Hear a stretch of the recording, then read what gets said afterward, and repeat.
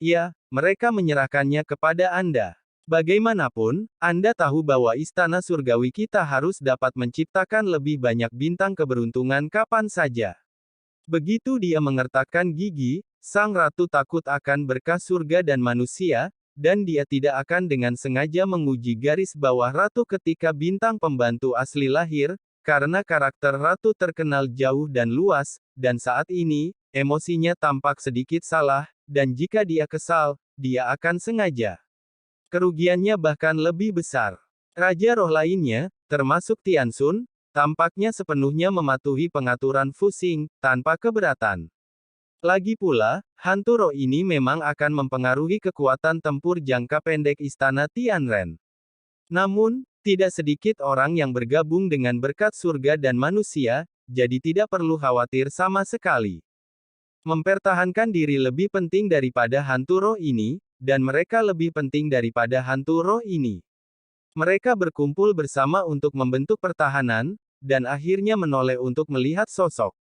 Sosok ini bukan permaisuri, tapi senyuman wajah di belakang permaisuri pandangan itu sepertinya mengatakan, lain kali Anda sudah mati.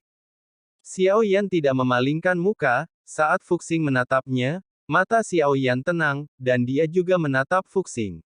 Kali ini, jika bukan karena orang misterius yang membantunya dan tidak bisa pulih dari tubuh kaca biru, situasinya tidak terbayangkan.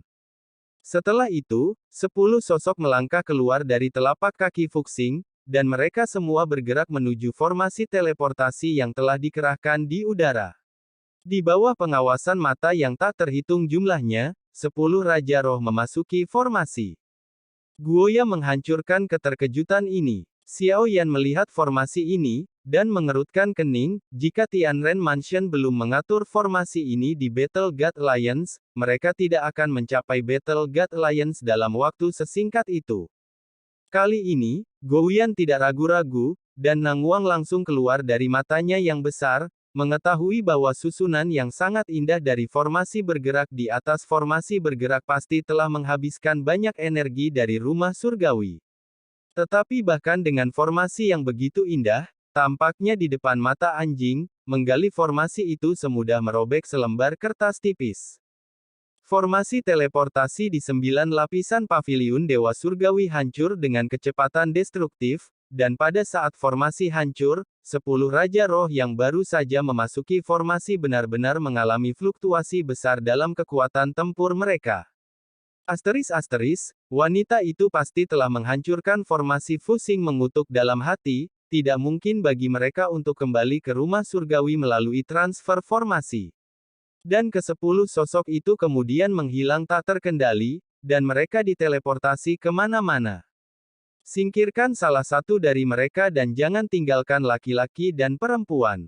Tampaknya kemarahan masih ada. Dia melihat ke bawah pada kelompok hantu roh. Mereka telah menjual jiwa mereka. Bahkan jiwa mereka sendiri dapat menjual jiwa mereka, keberadaan. Tidak ada artinya bagi kehidupan. Jeritan itu singkat. Setelah Ratu memberi perintah, pasukan alam dewa kuno memusnahkan mereka semua hampir seketika, dan membuang semua mayat bersama-sama. Ribuan hantu roh ini seolah-olah tidak pernah ada, dan mereka diproses tanpa jejak.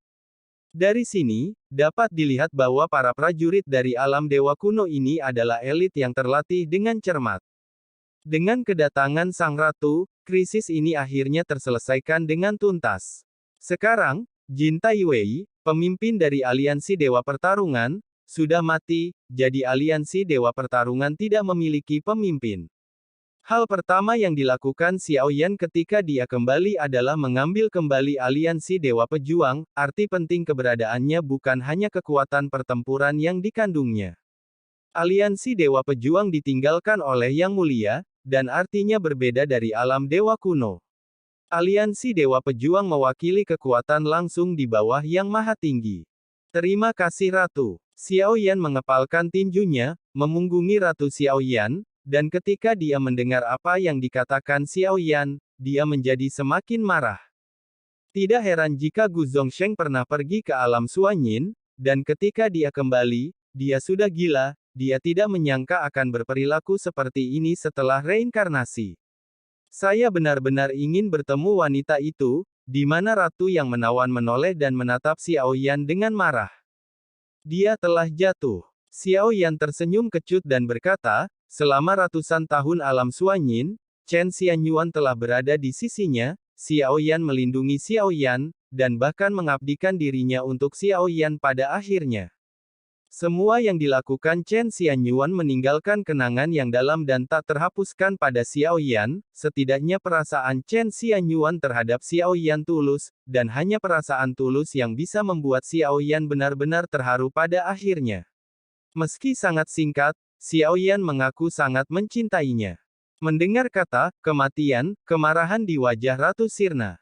Melihat Xiao Yan yang terlihat sedikit kesepian di matanya, dia menebak sesuatu.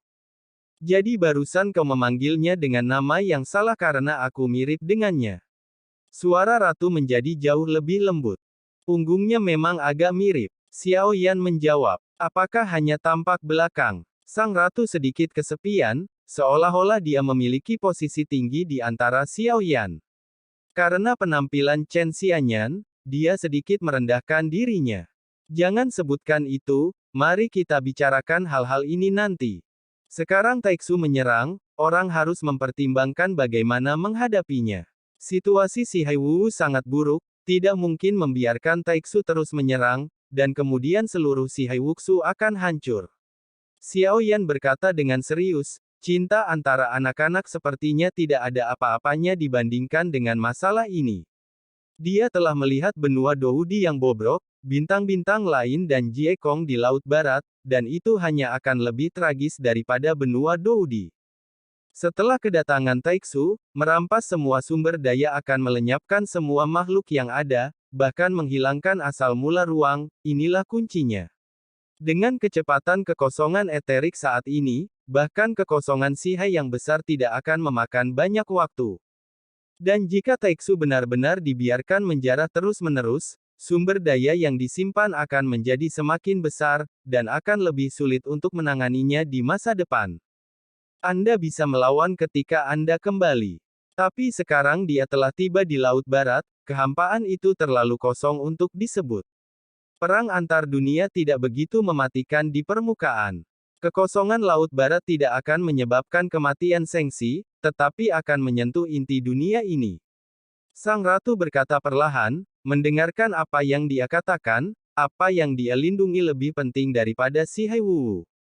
Tidak peduli apa yang mereka lakukan saat ini, sumber daya yang mereka rampas, dan makhluk yang mereka bunuh, semuanya ada di Sengxi, dan sumber dayanya juga ada di Sengxi. Dengan metode ini, mustahil bagi mereka untuk mengalahkan Tuhan.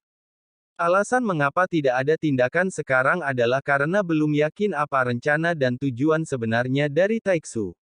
Secara keseluruhan, ini sangat rumit, jadi Anda tidak perlu khawatir, Anda harus menemukan cara untuk terus meningkatkan kekuatan Anda saat Yiki Taixu menyerang. Anda harus tahu bahwa langkah kedua keabadian Kaisar masih terlalu lemah. Sang Ratu berkata perlahan, dengan kekuatan Xiao Yan saat ini, tidak mungkin dia ikut serta dalam perang seperti itu. Meski apa yang dikatakan Ratu tidak menyenangkan, itu benar. Sihai, saya akan menjaga Taixu yang diserang oleh ketiadaan, Anda tidak perlu khawatir, sekarang Anda harus memikirkan cara meningkatkan kekuatan Anda. Permaisuri berkata secara langsung bahwa meskipun tampaknya Taixu telah menginvasi, situasinya tidak seserius yang dibayangkan Xiao Yan, sebaliknya, kurangnya kekuatan Xiao Yan adalah bahaya besar yang tersembunyi. Jika Anda ingin memenangkan perang ini, Sengxi membutuhkan kekuatan Anda, tidak tepatnya, membutuhkan kekuatan yang maha tinggi.